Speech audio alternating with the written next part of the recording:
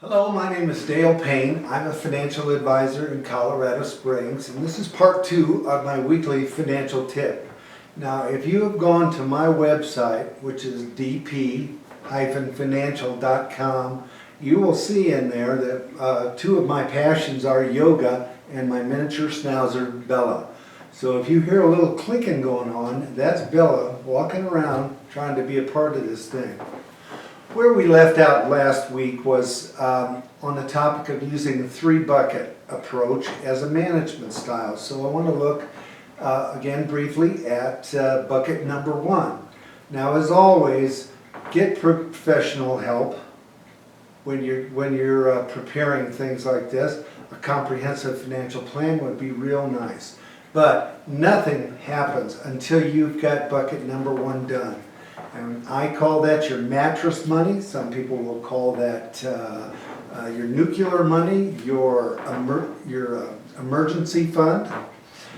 And I want to tell you why you need to have that before anything. Now, I don't know the statistics. I think when you hit maybe 28, 29, you start figuring out you're not immortal and that things happen. That could be a job loss, maybe a health problem, maybe a relationship problem, maybe a move.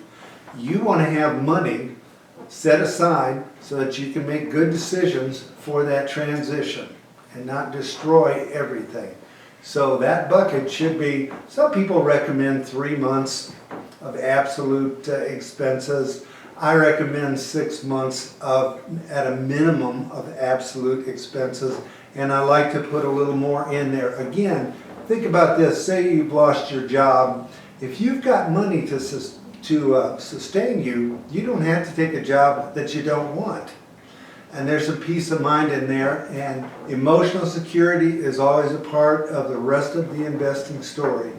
Now, in that bucket, pretty easy, we're going to put things in there like cash, money markets, possibly cash value life insurance.